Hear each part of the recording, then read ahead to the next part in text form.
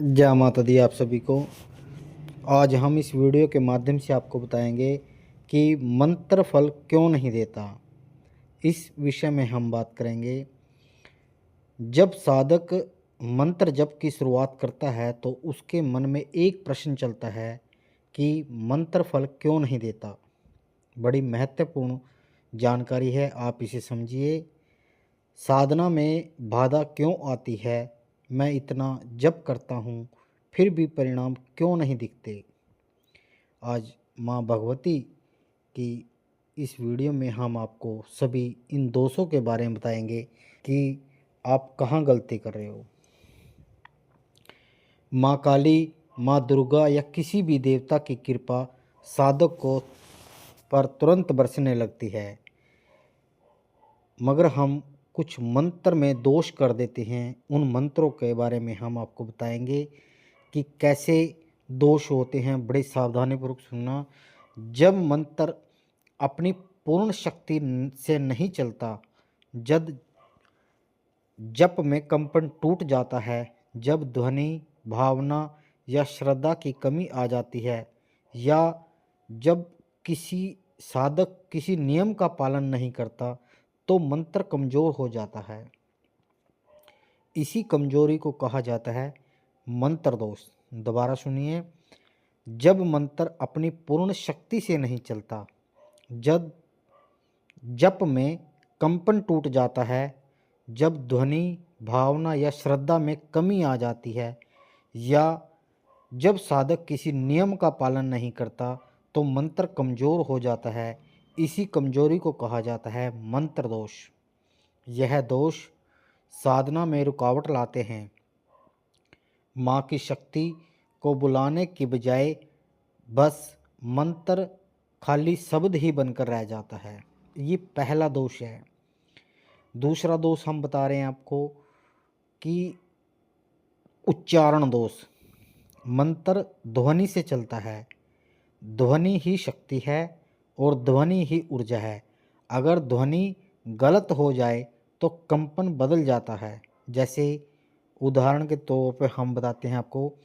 जैसे क्लीम को अगर क्लिंग बोल देना, क्लीम को अगर किलिंग बोल देना, या हरिंग को हिरिंग बनाना, या दुम को डूम बोलना, ये सभी जप की दिशा को ना गलत तक ले जाते हैं। जैसे माँ काली, माँ तारा, माँ भुवनेश्वरी जैसे उग्र मंत्रों में एक एक अक्षर भी गलत हो जाए तो मंत्र की शक्ति आधी हो जाती है।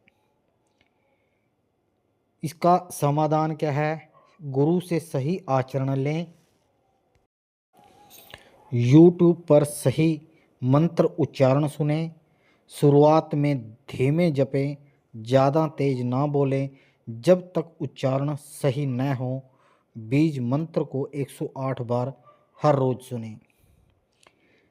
ये हमने दूसरा आपको माँ भगवती का एक बताया है कि उच्चारण दोष, कि आप मंत्र जाप करते हो तो आपकी ध्वनि, आपके शब्द बिल्कुल सही होने चाहिए। जैसे क्लीम, हरीम, दुम, इनको आप बीज मंत्रों का 108 बार प्रतिदिन उच्चारण करें। इनको रोज़ सुने कि कैसे बोल रहे हैं, कितनी देर आवाज़ आ रही है।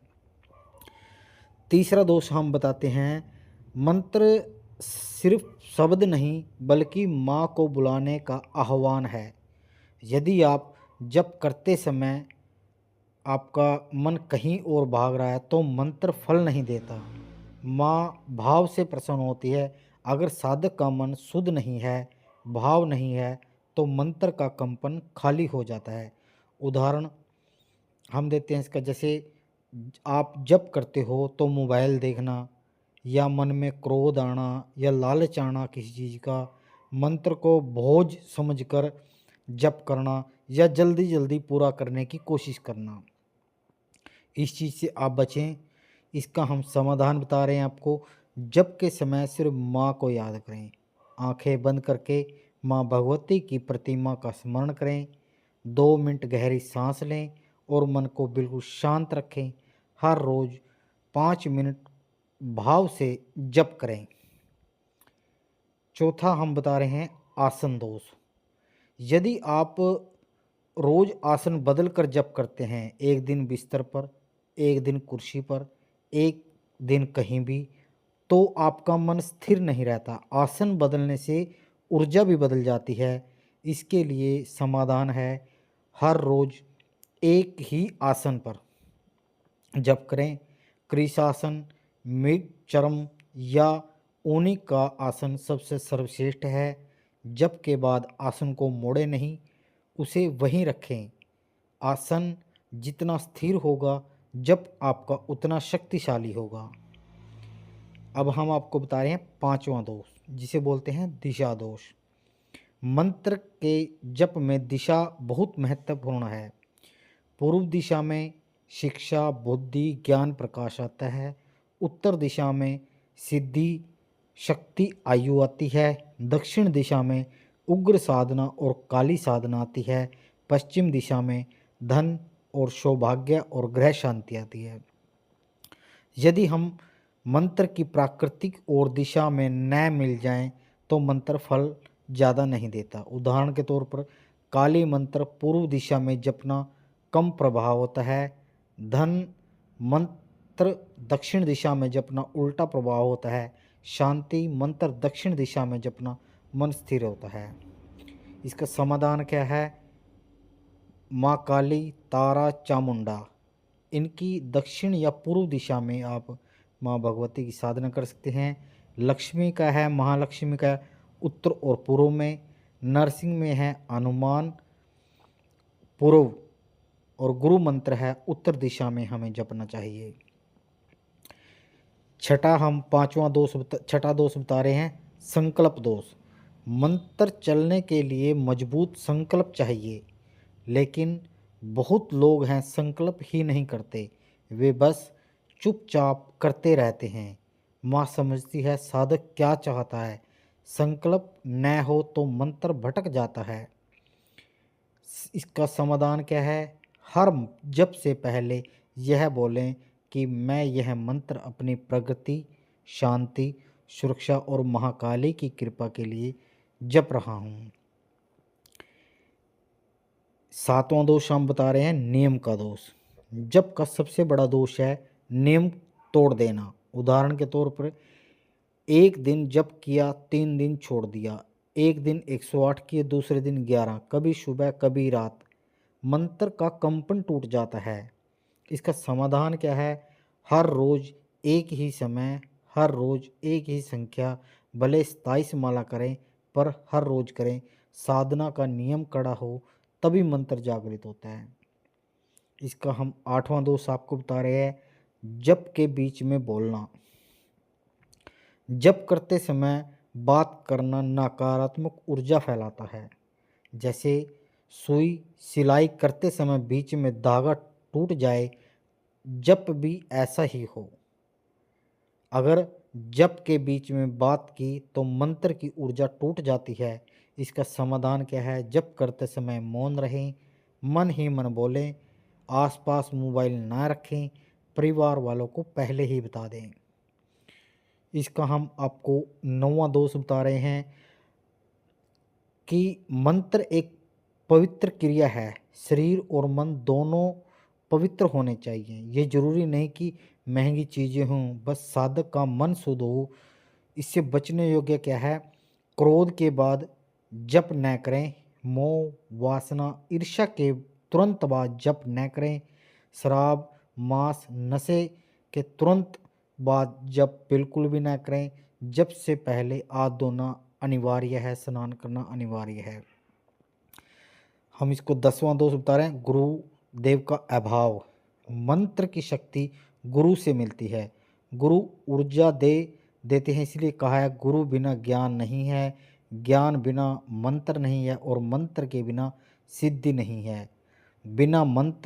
बिना गुरु के मंत्र भी फल देता है, परंतु उसकी गति बहुत धीमी होती है।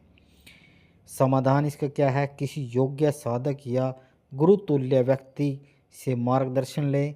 कम से कम शुरुआत में उच्चारण सीखें। काली साधना में गुरु सबसे महत्वपूर्ण जरूरी है। अब हम बता रहे हैं इसका 10वां दोष, 11वां दोष। सबसे बड़ा मंत्र दोष यही है कि यदि साधक मंत्र पर संदेह करता है तो मंत्र कभी नहीं चलता। उदाहरण, क्या मेरा मंत्र सही है? क्या 108 माला जरूरी है? क्या माँ सुन रही है? क्या मुझे फल मिलेगा? संदेह जबकि सबसे बड़ी रुकावट है। समाधान क्या है इसका?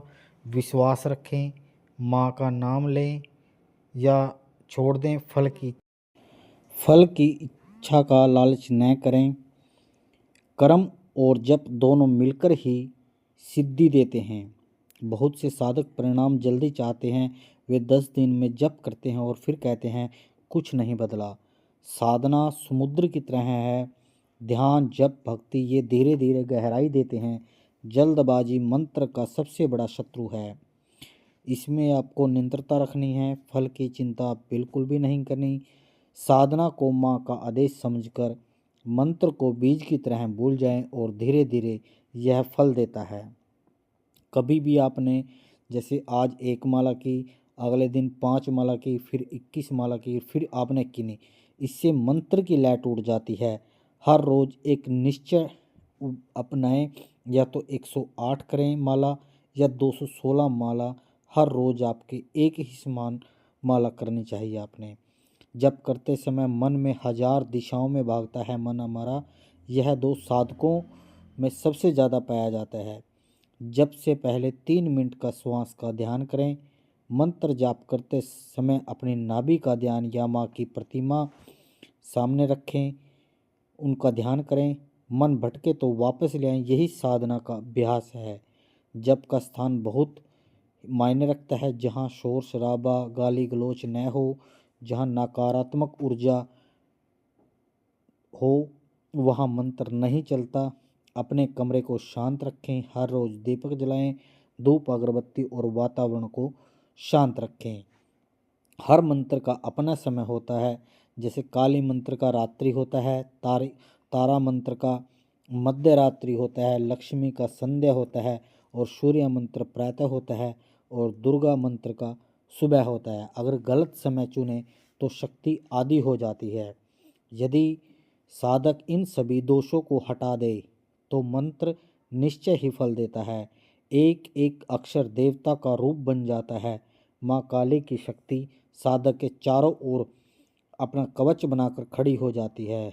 मंत्र कोई चमत्कार नहीं, मंत्र ऊर्जा है, ध्वनि है, कंपन है, शक्ति है। और जब साधक के भीतर के दोष मिटा देता है तो माँ का आशीर्वाद उसके जीवन में चमक उठता है। जय माता दी। आज हमने आपको मंत्र के दोषों के बारे में बताया कि मंत्र के दोष क्या क्या हैं, कि कैसे आप उच्चारण गलत करते हो या आपके भाव कैसे हैं, कि मोबाइल देखते समय मंत्र का जाप नहीं करना चाहिए। आसन के दोष के बारे में बताया। अपनी दिशाएं कैसी रखनी चाहिए। आपने संकल्प जरूर करना चाहिए। आपने नियम का पालन करना चाहिए। जप के बीच में कभी नहीं बोलना चाहिए। हमने अनेकों आपको मंत्र के दोष के बारे में बताया। अगर आप इनका सावधानी से प्रयोग करेंगे तो माँ भगवती की कृपा आपके पास हर प्रकार से आएगी और माँ भगवती आपका कल्याण करेगी। हम माँ भगवती से ही प्रार्थना करते हैं कि जितने भी साधक हैं इस माँ भगवती के चैनल से जुड़े हैं उन सब की मनोकामना पूर्ण करें। माँ भगवती का उनके पास आशीर्वाद सदैव के लिए बना रहे। मिलते हैं एक माँ भगवती की नवी रहस्य में। जय माता दी, जय गुरु महाराज की। आदेश आदेश आदेश।